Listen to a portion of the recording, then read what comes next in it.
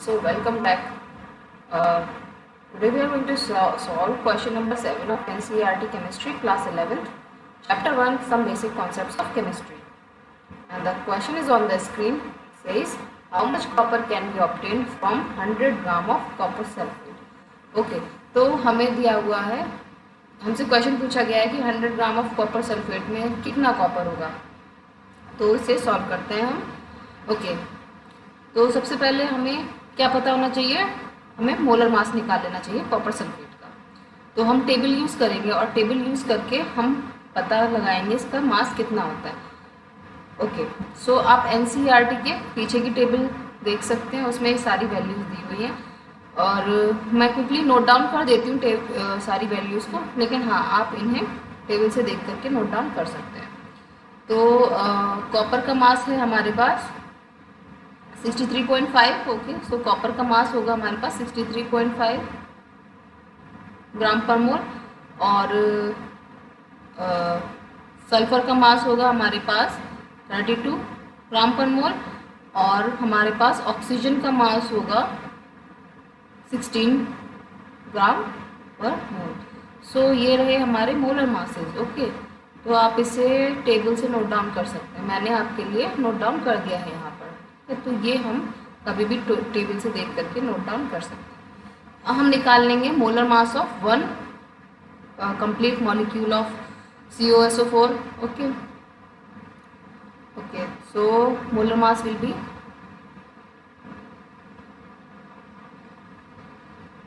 one copper has mass of 63.5, 1 sulfur and 4 oxygens. Mass comes out to be 159.5 gram per mole.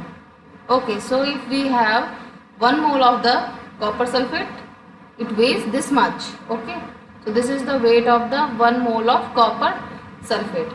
Okay, now the question says what will be the amount of copper in 100 gram of copper sulfate. Okay, so what do we know? 159.5 grams of copper sulfate has 63.5 grams of copper. Okay, so this is what we know. We found out the molar mass.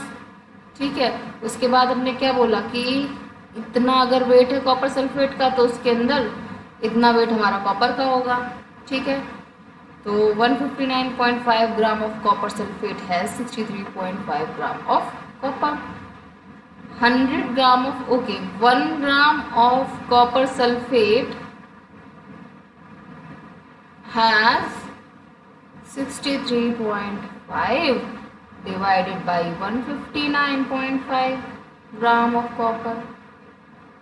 Okay, मैं explain करती हूँ इस point को। ये तो हमें पता चल गया कि ये मोलर मास था। एक मोलर मास के अंदर हमने देखा कि एक जो कंप्लीट एक मोल अगर हम लेकर के चलेंगे तो उसके अंदर कितना प्रेजेंट होगा, जितना एक मोलर मास का वजन होगा उतना कॉपर प्रेजेंट होगा। तो हमारा जो एक मोलर मास है वो निकल के आया इतना 159.5 ग्राम पर मोल। उसके अंदर कॉपर का कितना वेट होगा, कॉपर का वेट होगा जितना कॉपर का मोलर मास है, यानी कि 63.5 ग्राम्स। तो हमने बोला कि 159.5 ग्राम्स कॉपर सल्फेट के अंदर 63.5 ग्राम्स कॉपर प्रेजेंट होगा। लेकिन अब हम क्या बोल रहे हैं, 1 ग्राम ऑफ कॉपर सल्फेट के अंदर कितना ग्राम कॉपर प्रेजेंट होगा। हमने क्या किया है, यहाँ पर 159.5 को 159.5 से डिवाइड किया है। ओके, मैं एक बार आपके लिए क्लियरली लिख देती हूँ यहाँ पे मैं एक बार आपको लिख के दिखा देती हूँ। ठीक है, इसको हम इस तरीके से लिख सकते हैं। ओके, सिंपल यही लिखूंगी मैं, 159.5 divided by 159.5 okay gram, this is equals to 1 gram. ठीक है, I hope now you understand. हमने क्या किया, हमने कुछ नहीं किया, हमने इसको 159.5 से डिवाइड कर दिया तो ये हमारा 1 हो गया। सिमिलरली अगर हमने इसको डिवाइड किया है तो हमें इसको भी डिवाइड करना पड़ेगा 159.5 से, तो हमने दोनों तरफ 159.5 से डिवाइड कर दिया। तो हमारा क्या निकल के आया, हमारा निकल के आया कि 1 gram of copper sulphate has this much of copper. Now what will we do? We will multiply this with 100. Okay, so 1 gram multiply 100, that is equal to 100 ग्राम. तो हमें क्या फैक्टर मल्टीप्लाई करना है? हमें 100 का फैक्टर मल्टीप्लाई करना है. बस हमें ध्यान रखने की क्या बात है कि जिस फैक्टर से हम मल्टीप्लाई करेंगे हमें दोनों साइड मल्टीप्लाई करना पड़ेगा, या जिस फैक्टर से हम डिवाइड करेंगे दोनों साइड हमें डिवाइड करना पड़ेगा. पहले हमने 159.5 फैक्टर से डिवाइड किया था, तो हमने दोनों को डिवाइड किया, इसको भी और इसको भी. इसको डिवाइड किया तो ये 1 बन गया, इसको डिवाइड किया तो अभी हम इसे सॉल्व करेंगे. अभी हमने इसे सॉल्व नहीं किया. तो हमने सेकेंड स्टेप में क्या किया, इसको मल्टीप्लाई किया 100 से. ओके, तो हमारे पास ये क्या बन गया, 100 ग्राम. सो 100 gram of copper sulphate has, अब इस फैक्टर, इस कंप्लीट क्वांटिटी को भी हमें 100 से मल्टीप्लाई करना पड़ेगा, क्योंकि अगर हमने एक साइड डिवाइड किया तो दूसरी साइड डिवाइड करते हैं, एक साइड मल्टीप्लाई किया है तो दूसरी साइड भी मल्टीप्लाई करेंगे. So this is the solution for us.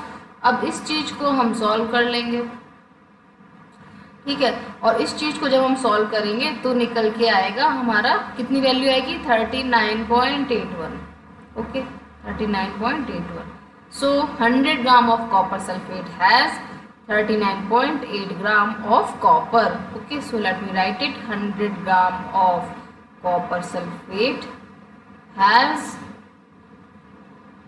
39.81 gram of copper.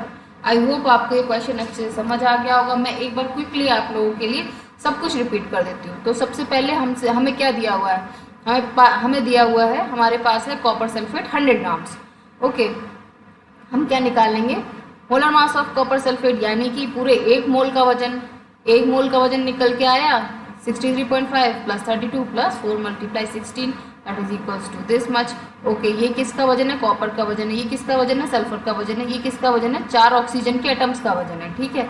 और ये वजन हम कहाँ से नोट डाउन करेंगे, हमारे पास टेबल दी हुई है एनसीईआरटी के एंड में, वहाँ से हम नोट डाउन कर लेंगे, ठीक है. तो उस टेबल से हमने ये सारी वैल्यूज उठाई, फिर उससे हमने निकाल लिया मोलर मास. तो ये आ गया हमारा complete molar mass of copper sulphate.